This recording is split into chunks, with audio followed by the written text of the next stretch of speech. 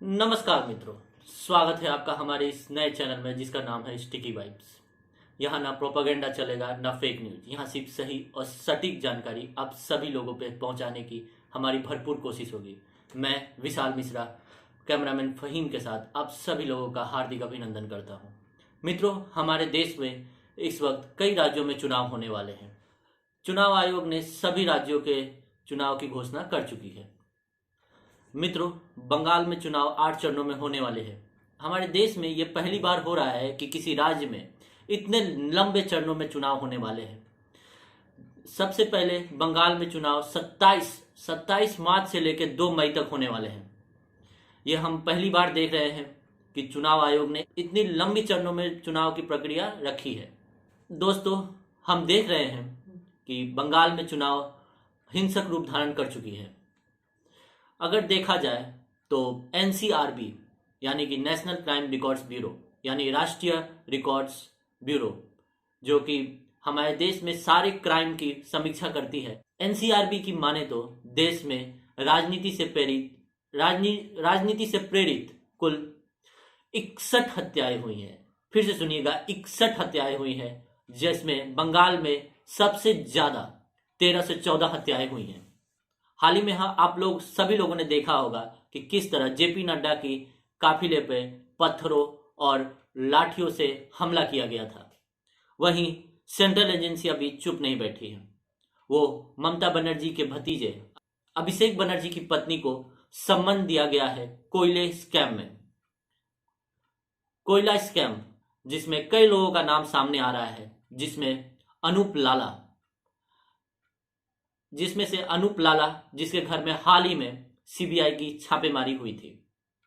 दोस्तों, अगर देखा जाए तो बंगाल में दोनों तरफ से एक दूसरे के ऊपर आरोप और प्रत्यारोप लगाए जा रहे हैं।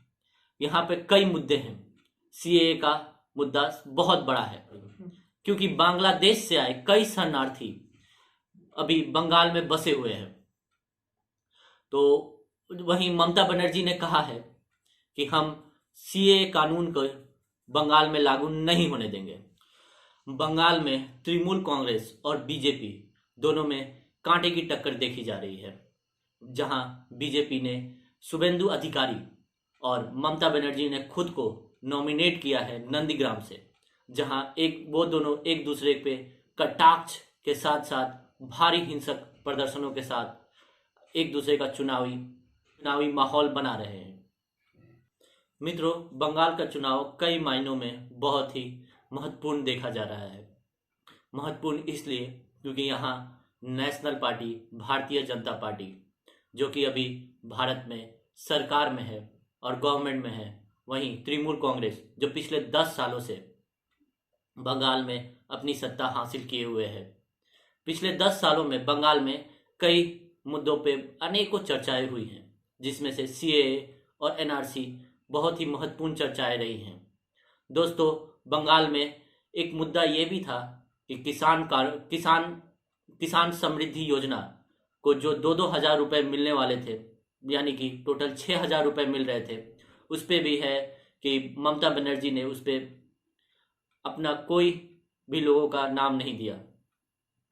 दोस्तों, अगर देखा जाए तो बंगाल में चुनाव आज ऐसी मोड़ पे आके खड़ी है, जहां पे दोनों पक्ष एक दूसरे पे ऐसे ऐसे कटाक्ष दे रहे हैं, जिसमें ना कि हम सोच सकते हैं और ना महसूस कर सकते हैं। दोस्तों, एबीपी न्यूज और सी वोटर ने ओपिनियन पोल की माने तो टीएमसी की सरकार फिर से बन रही है, लेकिन कई बार ऐसा हुआ है जहां ओपिनियन पोल गलत साबित हुए हैं। जैसे हाल ही में बिहार में हुए चुनाव को देखा जा सकता है, जहां आरजेडी को भारी मतों से जीतने की आशंका दिखाई जा रही थी, लेकिन फाइनली बीजेपी यानी भारतीय जनता पार्टी की सरकार बनी। दोस्तों, कई लोगों ने ममता बनर्जी का साथ देने का वादा किया है। आरजेडी के नेता तेजस्वी यादव, शिवसेना, उद्धव ठाकरे, इन सभी लोगों ने बंगाल में ममता बनर्जी यानी कि ममता दीदी का समर्थन किया है। मित्रों, अगर यह हमारा छोटा सा वीडियो आप सभी लोगों को समझ और पसंद आया हो तो कृपया लाइक, सब्सक्राइब और शेयर जरूर करें। नमस्कार मित्रों।